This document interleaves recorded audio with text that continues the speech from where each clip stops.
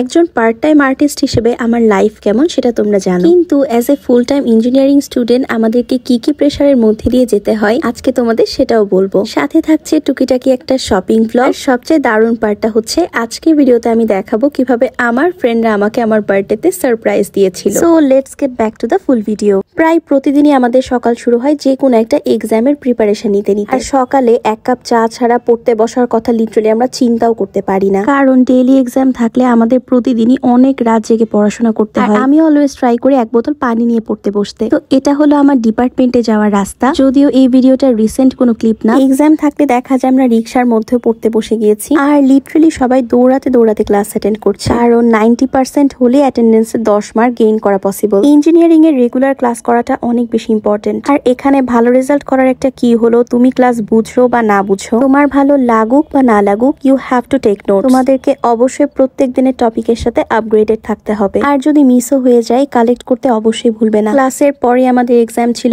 আমরা একটু পড়াশোনা করছিলাম। আর এক্সাম দিয়ে আসার পর আমার বডি একদম কাজ করা বন্ধ করে দেয়, কারণ দেখা যায় আগের রাতে আমি মাত্র 2-3 ঘন্টা ঘুমিয়েছি। তো বাসায় এসে খাওয়া দাওয়া করে ফ্রেশ হয়ে প্রধান কাজ হচ্ছে একটা ঘুম দেওয়া। বাই দ্য ওয়ে, এই ফাঁকে তোমাদেরকে আমার ক্লের কাজের আপডেট গুলো দেখিয়ে দিলাম। ওই দিন রাতে আমার জন্মদিন ছিল, আমার ফ্যামিলি আমাকে একটা ছোট্ট কেক দিয়ে সারপ্রাইজ দেয়। এটা কোনো সেলিব্রেশন ছিল না আসলে, কারণ পরের দিন আমার একটা বড় এক্সাম ছিল, আর বার্থডে দিনে সেই এক্সামটাতে একটা ডিজাস্টার ঘটে যায়। যাই হোক, এই জন্য আমার মনটা সত্যি অনেক খারাপ ছিল। আর আমার কাছে বার্থডে দিনের কোনো ভিডিও নেই। এই যে ক্লিপগুলো দেখতে পাচ্ছ, এটা তার পরের দিনের ভিডিও। আমরা ফ্রেন্ডরা মিলে ঘুরতে গিয়েছিলাম একটু, কজ টানা এক্সাম দিয়ে আমরা লিটারালি অনেক বেশি ডিভাস্টেটেড হয়ে পড়েছিলাম। আসলে আমাদের লাইফে ইন্টারেস্টিং ইভেন্ট সবসময় ঘটে না, আমাদের দিন যায় কাইন্ড অফ বোরিং এবং একটা রাশ শিডিউলের মধ্যে দিয়ে। প্রতিদিন এক্সাম থাকলে ডেফিনেটলি আমি তোমাদের এক্সামের প্রিপারেশন নিয়ে তো ব্লগ দেখাতে পারবো না, আর ব্লগিং এ আমি খুব একটা এক্সপার্টও না। কিন্তু আজকের ভিডিওটা করার একটা বিশেষ কারণ আছে, আর এই ভিডিওটা আমার কাছে খুবই স্পেশাল হয়ে থাকবে, কারণ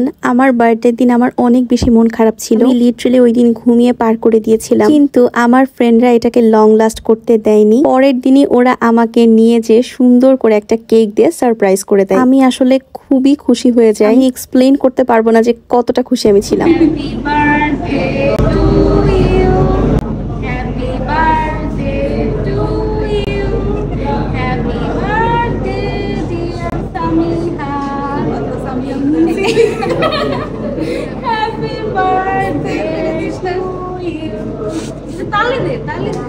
ভিডিওটা দেখছি আর এখন আমার অনেক বেশি ভালো লাগছে। সত্যি লাইফ আসলে হ্যাপিনেস আনহ্যাপিনেস সবকিছু নিয়েই। আর ওই দিন আমার আরো একটা ফ্রেন্ড আমাদের ট্রিট দেয়। এটা বেসিক্যালি ওর পোস্ট ফিডিং ট্রিট ছিল, মানে বলতে পারো এটা একটা বিয়ের দাওয়াত ছিল। আর খাবারটাও মাশাআল্লাহ খুবই মজা ছিল। আমি আমার ফ্রেন্ডটাকে মন থেকে ধন্যবাদ দিতে চাই এত সুন্দর একটা ট্রিট আমাদেরকে দেওয়ার জন্য। মানে ওই দিন আমরা পুরো রাজভোগ খাইছি বলতে গেলে। প্রত্যেকটা আইটেম এখানে অনেক বেশি মজা ছিল, মানে আমরা ফুল এটা কমপ্লিট করছি, একটুও খাবার নষ্ট হয়নি। বাই দ্য ওয়ে, আরেকটা মজার ইভেন্ট তোমাদেরকে শেয়ার করি। আমরা বার্থডে সেলিব্রেট করছিলাম দেখে রেস্টুরেন্ট থেকে ওরা আমাদেরকে এটা কমপ্লিমেন্ট হিসেবে দেয়। এটা আরেক দিনের ভিডিও। আমরা ওই দিন একটু শপিং করতে গিয়েছিলাম। আমার একটা ড্রেস কেনার ইচ্ছা ছিল, এই যে দেখো এই ড্রেসটা আমার আর আমার ফ্রেন্ডের অনেক পছন্দ হয়, কিন্তু এটা আমার ফিটিং এ ঠিক হচ্ছিল না। এই ড্রেসটা আমার কাছে বেশ সোভার লাগে, মানে অনেক প্রিটি একটা ড্রেস ছিল। এইটা আমার কাছে ফিটিংটা খুব একটা ভালো লাগে। তার মধ্যে আমার ফ্রেন্ড তার অবসেশন, মানে কানের দুল দেখা শুরু করে ফেলছিল। এই কানের দুলটা আমার কাছে খুবই প্রিটি লাগে, ওর এটা অনেক পছন্দ হয়, ও এটা নিয়ে ফেলে। আমরা আরো কিছু কানের দুল দেখছিলাম। আমি বেসিক্যালি রিং নেওয়ার প্ল্যান করছিলাম যে আমি কোন রিংটা নিব,